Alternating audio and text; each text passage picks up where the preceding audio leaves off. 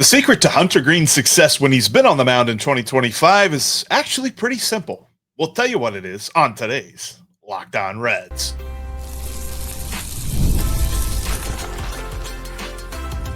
You are Locked On Reds, your daily Cincinnati Reds podcast, part of the Locked On Podcast Network, your team every day. Welcome into Locked On Reds. Locked On Reds is part of the Locked On Podcast Network. We are your team every single day. My name's Stephen Offenbaker. His name's Jeff Carr. We love talking Cincinnati Reds baseball. We love talking baseball. We have been covering the Reds in podcast form for a combined 14 seasons. We've been at this a while, and we're excited to talk a little baseball with you today. On today's show, a little bit later, we are going to talk about what Hunter Greene had to say. We've heard the comments. We're going to break them down a little bit later. Also, it's time to ask the question, are we worried about Keyrian Hayes? The back is an issue, but we knew that was a potential problem, and now it is flaring up. We're going to talk about what that means and answer the question, are we worried or not? But where we are going to start today's show is with Hunter Greene's secret weapon. It's not so secret anymore. If you watched him pitch last night, the guy was throwing darts all the way through a complete game, 9-inning shutout of those Cubbies. We're going to get into all of that on today's show, brought to you by 5 Hour Energy. Enough with boring, flavorless caffeine. It's time to give your caffeine a flavor upgrade with 5 Hour Energy shots. Go to www.5hourenergy.com or Amazon today. All right, Jeff, let's get started with Hunter Greene and his secret weapon. Hunter Greene and his cannon of an arm. Hunter Greene just absolutely single-handedly, for the most part, destroying the Chicago Cubs last night. What a fun pitcher's duel out at Great American Ballpark last night. It was a good one. Albeit if it weren't for a fantastic clutch double by one of the best outfielders on the team in Will Benson. But yes, no, this was the Hunter Greene show. I mean, 1-0. Like, the lineup helped, quote unquote, in this game. Like, they gave them they were one there. run. They played in the game. There. They did one thing. They scored one run, and because of Hunter Greene's brilliance, that's all they needed to do. And he has been so brilliant on the mound when he's been healthy this year. And we're seeing a whole bunch of different things. I mean, his strikeout rate is top, according to Baseball Savant, top 8% in baseball. His walk rate is at 6%. That's 2% below league average, 3.5% lower than it was last year. There's so many different things that he has improved upon this season. And when you really get into like all of the nitty gritty details and the analytics, and you say, okay, this, that, and the other, nothing really stands out except for one thing, Steve. And it's the one thing that we ask all pitchers, and it's one thing that all pitchers in all of baseball, from little league on up to major leagues, hate when people say this: he throws more strikes. It's amazing how that works. It's that succinct analysis, right? It's sometimes the simplest answer is the correct answer. Sometimes the easiest observation is the thing. And in this case, that is absolutely what we're talking about. Hunter Greene goes out there and throws strikes. And he's out there striking out guys. You talk about him throwing strikes and what he's been able to do. You guys know, the everydayers know, my favorite just quick observation analysis of a pitcher is to look at their stat line and go straight to strikeouts per 9, walks per 9. That's what I like to do. And it kind of paints a quick picture of what's happening, and then you can drill down on the stats. And if you do that with Hunter Greene, well, you're going to find that it's 11.1 strikeouts per 9 right now, with a walks per 9 of 2.1. You know, I like the walks to be under 3. I like the strikeouts to be as high as they could possibly be. Hunter's doing both of those things for us right now, and it's translating with what you see on the field. ERA of 2.74 for those that like that stat. Still 18 games started for the Reds, 1 complete game shutout. You got to love it. I think that Derek Johnson and Tyler Stevenson and even probably Jose Trevino, at least in spring training, all sat down with Hunter Greene, and they kind of looked at how he has pitched to this point in his career. And they're just like, what do we need? What do we need? And Derek Johnson's just like, just challenge guys. just go after him, because on top of the fact that he's throwing more strikes than he ever has in his career, at least according to the analytics, he's throwing 55% of his pitches in the strike zone. Every year before this, it's been 49%. So that's a big jump when you're talking about as many pitches as a starting pitcher throws. But on top of that, his fastball velocity, the average fastball velocity for him, is higher than it's ever been. It's at 99.5. That's the average fastball. Steve, I know every so often during a game, I see a radar gun show up 98, maybe even 97, if he's really trying to make sure he locates that pitch perfectly. So that means there's some 102s, 103s in there, just like there was on pitch 107 in that complete game one-hit shutout of the Cubbies from up north. And he throws 102 miles an hour on that 107th pitch. I mean, he was absolutely dealing. Nobody in that Cubs lineup that is supposed to be the strength of that ball club, supposed to be the reason that they were in this division race until the end, absolutely shut down by the great Hunter Greene. And that's where I am with this, is why I keep getting so frustrated watching this team, because it's clear when you got a guy like Hunter Greene and when you got guys like Andrew Abbott and Nick Lodolo, you could do some things if you just make it to the dance. And there are only 2 games out. They won, Mets won, so nothing was gained, nothing was lost yesterday. But if they can beat these Cubbies 3 out of 4, and if they can beat the Pirates 2 out of 3, hopefully 3 out of 3, you're really going to be putting that pressure on the Mets ball club. And you got guys like Hunter Greene ready and champing at the bit to pitch in the playoffs. Yeah, there's a couple things that are a little bit different about Hunter this year overall. Just the eye test, right? It's hard to quantify. There's not a statistic for it per se. Best shape of his life, Steve. But you can use that one, and he looks like he's in great shape. But man, the swagger, the emotion when he gets a guy on the mound, he really seems to be coming into his own. As far as expressing himself, we've seen a lot where he blew guys away yesterday, and there was the chest thumping and the yelling on the mound nearly. I love that. I love that. I did love it. And you talk about that fastball, 102 on pitch 107. That's pretty amazing. You look at that fastball, the average velo for his fastball at 99.5. He's in the 99th percentile. If you look at it, and if you have a pitcher that's their fastball velo matches their percentile, it's usually not a good thing. It's usually a problem. Right. But in this case, the velo is matching the percentile, and it's amazing. He really can't improve on that. Has a pitcher ever averaged 100 miles an hour on their fastball? I don't know if that's happened, but not a starting pitcher for sure. He's flirting with it. It could be a thing. I wonder if there's individual game in there where his fastball velo averaged 100 miles an hour. Yeah, maybe there was. We'd have to go back and look that up. I'd be interested to see if he's actually done that, because that is just heat, bringing heat for an entire game. He has been so fantastic with that. But then you also look at his secondary pitch and that slider. It has oh my gosh, I lost. I was looking at it just a moment ago. His slider this year, Steve, when he throws it, because he's throwing it about 35% of the time. This is insane. 45% whiff rate. 45% of the time. If a guy swings at a slider, he's missing the slider.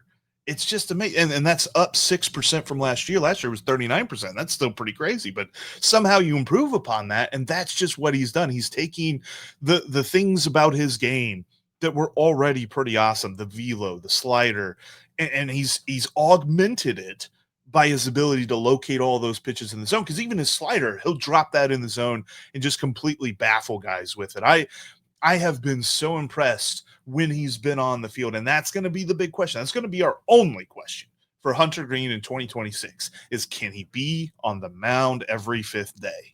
That's going to be the only question that I have about him, because we know what we get when he's on the mound, and when he's on the mound, is good. Is he just projecting it out with what's remaining? One more start from Hunter Greene this season? Is that the are we going to get? Yeah, because there's only 9 games left. So should be one more start in there.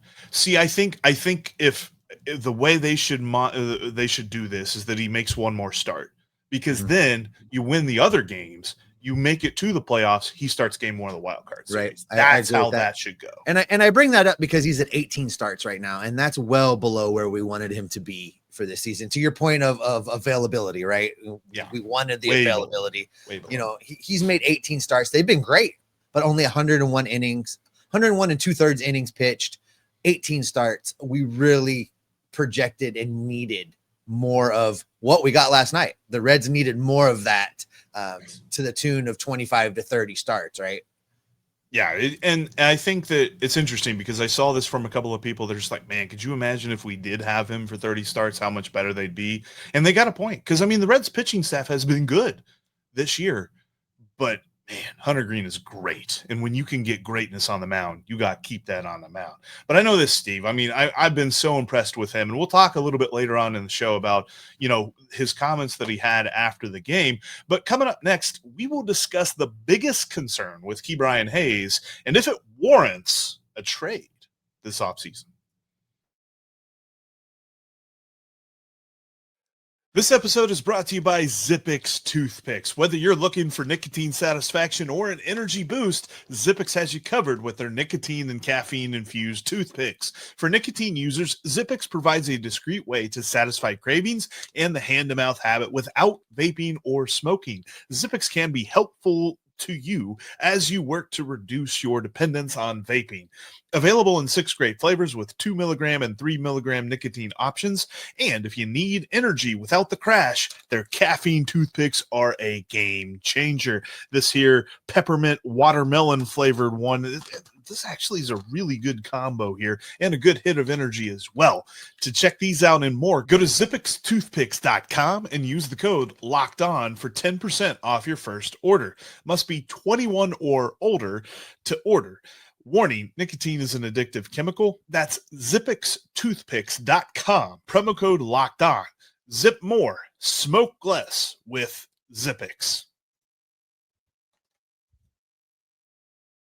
Make sure you are subscribed to the channel. That way you don't miss anything that we've got coming for you all throughout the rest of this regular season as we get into maybe the playoffs, maybe the off season. We're going to be with you every step of the way all along, so make sure that you check that out. And when you subscribe, you get the postcast with Tim Daniel. He goes live at the end of every ball game. Like we said, just 9 more of those coming up this season unless the Reds make that wild card. And quite frankly, Steve, one of the reasons that they could make that wild card is a trade that they made at the deadline to get Keyrian Hayes. They got their everyday third baseman, and I'm wearing his T-shirt that we talked about and we set up for Cincy Shirts on the podcast here. And it's hilarious when you look at some of the statistics. He's up to 21 outs above average this season across his time with the Pirates and now here in Cincinnati. There's only 2 other players, regardless of position, that are above him in all of the major leagues, and that's Mason Wynn at shortstop and Bobby Witt at shortstop as well. Mason Wynn for the Cardinals, Bobby Witt for the Royals. But it's amazing. I mean, he's a shoo-in for a Gold Glove at third base, and he's hitting better. There's a lot of people that are talking about the fact that his WOBA, I know we don't talk about WOBA a whole lot. Oh, the WOBA. We haven't had the WOBA. The WOBA hasn't made an appearance in a while. The WOBA's back, Steve, and he's got 100 points higher on the WOBA as a Red than as a Pirate. So there's something about him that makes him so exciting, and I'm excited that he is a Red. But these last couple of days, he was out of the starting lineup. He didn't play at all in the finale in St. Louis. He was out of the starting lineup on Thursday, did make a defensive replacement appearance there in the 9th inning, and it's all due to a chronic back issue. And I'll share this tweet that Mike Petraglia tweeted from Terry Francona in pregame Thursday versus the Cubs. Keyrian Hayes is out. Quote, his back has been a little bit uncooperative, unquote. We'll try to see a specialist in Indianapolis. Quote, I've told him if you can get your appointment, go. So he's trying to do it. He just doesn't know if he can do it before Monday. So we're going day to day. That's next Monday. This was pregame Thursday. So we're talking about multiple days here that they're not sure that he's going to be able to actually see that specialist. I also note, too, that Terry Francona said that Santiago Espinal would be the defensive replacement at third base, and then he proceeded to do the opposite of that. So there's that. I think it's intriguing, though, that we're seeing this because this was something that was reported whenever the Reds acquired him, and we sort of said, well, he knows how to manage it. He's been doing this a while. But is this something that you look at and you say, all right, the Reds have him for 4 years at a very nice rate based on how he has played to this point, and if he continue to play at that point, but does that chronic back issue make you think that the Reds are better off committing to Sal Stewart at third base? Well, we talked a little bit about Keyrian Hayes and the value you could get in flipping him because the deal to get him was so good. It's going to be tempting, and you have to listen to offers. Let's be fair, though, to Keyrian Hayes when we talk about this back. It is a chronic back issue. We did know about it. Everybody knew about it. The Reds were willing to take that on anyway. Being fair, in spite of the back issue, Keyrian Hayes has appeared in 143 games this year. Yeah. He has not missed a lot of time. He's missed a little, but he has not missed a lot of time. To your point about what he's done since he got here, and I love it when you bring up the WOBA because I just know that every single time you do, there's somebody somewhere. There's somebody somewhere listening, going, "What is a WOBA?" The weighted on base average. What is a WOBA? I don't know what a WOBA is. I guarantee every single time you bring it up. But you look at his numbers, and just to use numbers that we use a lot around here, that we talk about a lot. You look overall on Keyrian Hayes season, and you'll see that he has an OPS plus of 69. But if you break that down between his two stops in the majors this year, for the Pittsburgh Pirates, he was 60. He had a 60 OPS plus. During his time in Cincinnati, that's up to 91, Jeff. So there has been a big jump between his time in Pittsburgh and his time in Cincinnati. I maintain that, like anybody else that has managed to escape that place, that's managed to get out of the city of Pittsburgh and that terrible, horrible organization, just the fact that he left was a pick-me-up and made him play better. But, I feel like you have to entertain the thought of trading him, Jeff, just because given the contract and the back issues in air quotes, because they haven't been a big issue really this year. Right. I think you got to entertain the idea of it. I don't think it's a necessity. You relate it back to Sal Stewart. I don't think Sal Stewart's going to be the third baseman of this team. Even if you did trade Keyrian Hayes, there's other things you got to do. I really go back to my optimal defensive lineup for next season, and I see Sal Stewart as the first baseman. I put him over at first base. You got Matt McLain at second, or shortstop. You go Spencer Steer at second, and then you do at third base. Either it's Keyrian Hayes or you put somebody else over there. That's kind of the way I see it. We'll spend a lot of time talking about that this coming off season. I don't necessarily think the absence of Keyrian Hayes means, well, here you go, Sal Stewart. I still project him over at the other corner. I see him as a first baseman. I can see that. And honestly, I think that there's a way that you can work all of that it's far more palatable than the situation the Reds have right now, because it just feels like they're just so overloaded with everything. And again, the key that you mentioned there is that you move Ellie to the outfield, and this is how you open all of this up. But I do think you could work it to where, yes, it's Stewart, Steer, McLain, Hayes, and then you keep Lux. Lux is kind of your backup at second base. You can move Steer to third. You can move Steer to first. You can move Stewart to third. All that different stuff. Those guys can be a little bit interchangeable, but they're not forced to be super utility players in order to get that playing time. They actually have a home position. I think that's where my biggest criticism of that has been. But I wonder a little bit, because I love Keyrian Hayes, and I kind of want them to commit to him, but that definitely means you have to have a plan B. And we know that when it comes to adding levels to plans, Nick Krall hasn't quite figured that part of the roster out. And so that's going to be the interesting part of all of this, because there's not really another guy. Like, I mean, Sal Stewart obviously is here, and he will be here next year. But when you look down in Louisville, there's not another guy that's coming up that's going to be that guy who can naturally back him up or back up Stewart or somebody like that. Well, just to play devil's advocate for Nick Krall, let's say there's not a trade, but also you want to go ahead and give Sal Stewart the job at first base.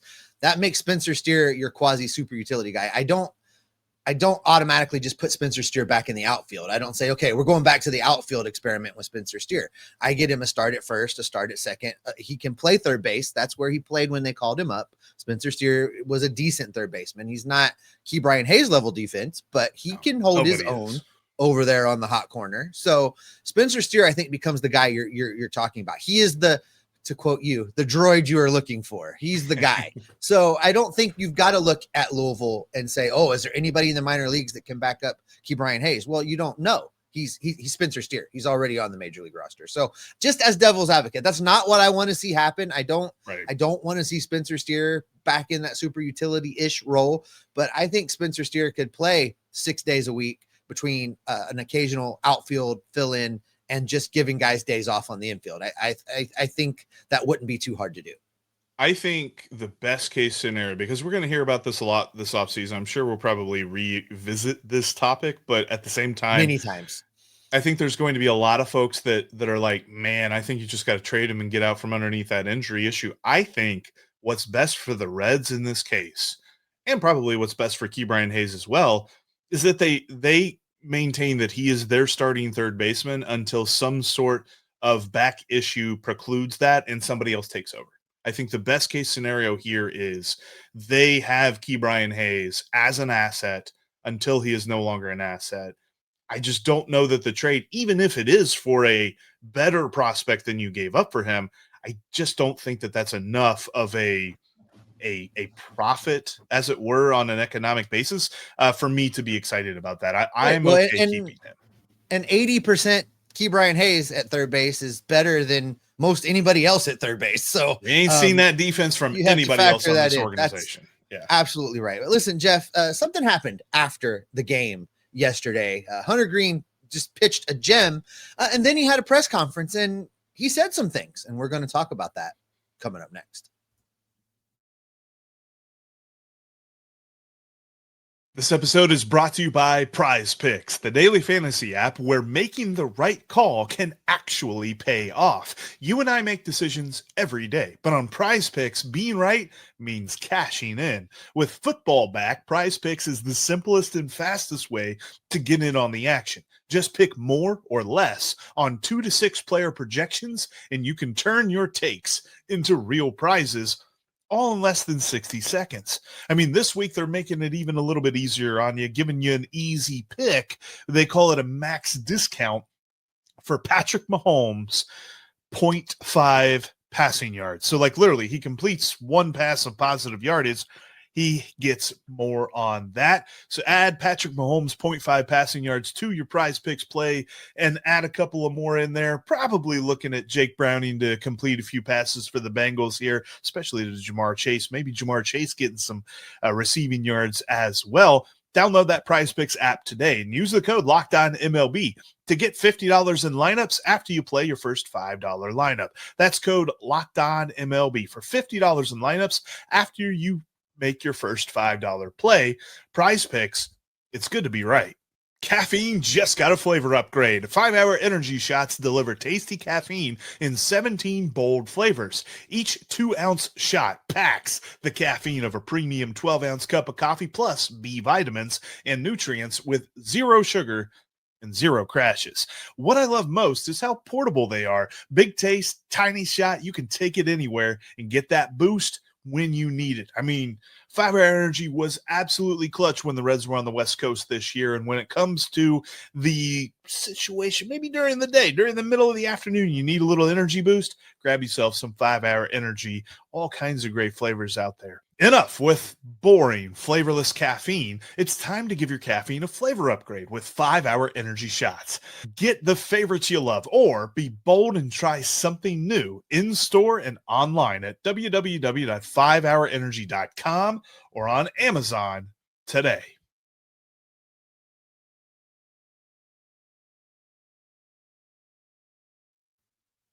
Ooh. If you can't watch us here on YouTube, you would not have seen Jeff push the wrong buttons. You can listen to us on your favorite podcasting app. We're on every single one of them. If we're not on one you need us to be on, message Jeff. He can probably make it happen for you. Also, make sure you checked out Locked On MLB Game Night. They are watching every single game, every single night, so that you don't have to. All right, Jeff. Hunter Greene went out and pitched a gem. So, of course, everybody wanted to talk to him post-game. So he did a little post-game press conference. And you know, Hunter Greene said some things and it got a lot of people's attention real quick. I think probably best way to do this is let's just let Hunter speak for himself and break it down. Yeah, because he was asked about pitching in a high-pressure game with the playoffs on the line and what it meant for him to come through in that situation the way that he did. And he had an interesting answer, and he was pointing out what was missing from the ballpark. He also went into detail. There was a follow-up question, and I kind of spliced these two together, so it's going to be a jump cut. But he also goes into detail about if there's something more that the team can do to get the fans back in the stands. It was a lot of fun. Just like I said, was just trying to stay in the moment. I wish there were a little bit more fans in the stands, but for the fans that were here, I'm glad I was able to put on a show for them, and we were able to get a win tonight. We're just trying to handle our business. The more support that we can get, obviously, the better. We feel, not that we're already motivated enough for us to go out there and win. I'm not saying we can only win if we have fans. But you see, the best teams that are winning and doing their thing, and they have that atmosphere that they're in. So it's something that we strive for, and hopefully we can bring that back. This is a topic that we don't really discuss a lot because a lot of people seem to bring this up on Twitter and they try to, belabor a point. They take a picture of a part of the stadium that doesn't have a lot of people sitting in it and they say, oh my gosh, like Reds fans are the worst because they don't show up for their team and blah, blah, blah, blah, blah. But there's so many levels to this and there's so many extenuating circumstances. Like, first of all, television exists. And while Major League Baseball does make it difficult to watch your team, there are still ways to do it. And if you get that all set up, then quite frankly, I like being able to sit on my couch and watch the ball game. But at the same time, like this ball club, this organization has dared the city to buy into it. This is not a Hunter Greene problem. And I know Hunter Greene brought this up, and it's not on him. The reason that people aren't in the stands is because the folks in charge of the outfit here are only going halfway in. So the city's just like, you know what? Why don't we do the same thing? Because according to a report, like looking at attendance and capacity and all this other stuff through June 1st, so it's a few months back, and we won't get the full numbers until the season ends, but through June 1st, the Reds are averaging 54% capacity. So literally the stadium is half full every night. And I think that is the part that people like to harp on a lot. But when you go as far as the Reds have gone in the playoffs for the last 30 years, it's easy to understand. There's lots here. He said lots of things. Let's just talk about what my instant reaction was hearing it in the moment when he said it. My instant reaction was, I don't know that a team that has been as inconsistent as the Reds have been this year has the right to come out and call out fans for not being down in the ballpark on a Thursday night. Don't get swept by the A's.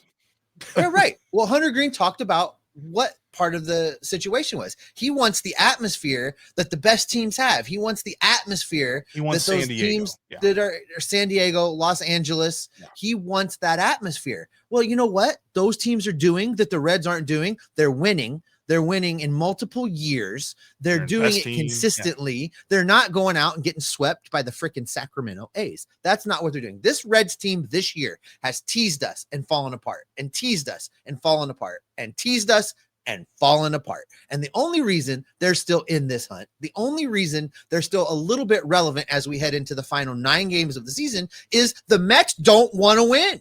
If the Mets wanted to win, this would have been over 2 weeks ago, but the Mets don't want to win. So the Reds are still relevant, and people are halfway paying attention because there's a chance, and we love this team in this city, but it doesn't mean that people are going to break their backs to get down to the ballpark on a Thursday night. And listen, I feel like I have a right to talk about this a little bit. I am the guy that flies 4 or 5 times a year from Hawaii to Cincinnati specifically to watch this team. So, I don't get called out because I'm not at the ballpark on a Thursday night. Win more games, Hunter. Tell the Castellinis to pony up and pay more money to win more games. You want playoff atmosphere? Make the dadgum playoffs. Then we can talk about atmosphere. If this ballpark's not sold out and there's a playoff game, now you get to complain. You know what? This ballpark will be sold out if there's a playoff game in the city of Cincinnati. No question. So I have a little bit of problem with it. I get what Hunter was trying to say. I get what he was trying to do. And I totally understand what it is he wants. He wants to have that pitching performance in front of 40,000 people. I understand. But in order to get to that space, you are absolutely right, Jeff. The front office has to be better. The team has to be more consistent. There has to be a reason to go downtown midweek to watch this team. And the Reds really just haven't given that reason to everybody this year. No, and it's not about I think there's definitely interesting branches off of this road that everybody takes. Like there's some people that want to say, well, this is the fans, trying to show their ability to influence the team. The gate does not influence the team. The gate has stopped influencing the team a long time ago. They get their money from television. And yeah, there is some money they get from the gate, but that is far lower percentage-wise as far as the overall budget and the bottom line is concerned than what they get from television revenue. And that's why we just don't see that buy-in. Like, I think the stadium could be empty. I mean, if it's about the gate, then what the heck are the Tampa Bay Rays doing where when they had a stadium 2 years ago, they averaged 15,000 fans a year? You know what they still do? They win. They make the playoffs. They're out of it this year, but they're not out of it for multiple years at a time and constantly trying to answer the question of what is the long-term plan. They have a long-term plan. And while the Reds have had a long-term plan here recently, I think that it's starting to show through that they've got to figure out a way to supplement it when they have the opportunity to do so. And I think what it's going to take, and he was asked, what's it going to take from this team this year? They can't fix it this year. It's far too late in the season for them to fix it this season. They have to fix it in the off season. And Reds Fest is going to help. Reds Fest is back in January, so people are going to love the Reds again in January, and we're so stoked for that, and I can't wait to be there. But at the same time, they have got to invest in this ball club, whatever it is, free agents, trades. They got to make the lineup better. You can't go into this next season with the same team that continues to do this almost good thing. I was talking with our friend Chuck Freeman over at Lockdown Brewers, who he continues to tell me that he believes the Reds will overtake the Mets and make the playoffs. And I appreciate the heck out of him for saying things like that. But at the same time, I tell him, I'm just like, this almost good thing that the Reds have been doing all year long has absolutely drained me. And I am absolutely one of the most optimistic fans there are. So you can only imagine the fans that are less optimistic than me on a general basis. Those are the fans that aren't showing up. And at the same time, I have a hard time being like, I want to be down there every single day, because I've been down there plenty of days this year where I leave that stadium and I'm just barking mad because the way they played. Like, there's too many inconsistencies for us to be showing up like the Dodgers and the Padres and all these other teams that, I mean, the Padres through June 1st, Steve, and I talked about this stat, and I got to pull it up, the study that they did on attendance and stuff like that. Through June 1st, the Padres average 100% capacity, averaged a sellout, because they put together a team. And they have these stars and they have these guys that you can buy into. There's not a whole lot of question marks on their roster. The Reds got to stop having so many question marks. It's almost like if you spend money, you can make money. Someone should tell Bob. And that is where we're going to go ahead and wrap it up for today. Thanks, as always, for making Locked On Reds your first listen. We appreciate you guys so much. Go check out Tim Daniel after the game tonight on the Reds Postcast. 9 of those shows left. We get Tim for 9 more games on the Postcast, maybe more if there's a postseason. Make sure you check him out. Also, make sure you check out Locked On MLB. You get Sully over there giving you the biggest stories in the league with his unique, and I do say unique, sense of humor that Sully is rocking. You also get the Locked On MLB Game Night Show in that channel, watching every single game, every single night, so that you don't have to. We'll be back in your feed tomorrow, gathering up the news, the reports, the rumors, and the information to keep you locked on Reds every single day. Boy, Hunter Greene got us fired up twice in one show. Twice in one show. Good job, Hunter. 2 times.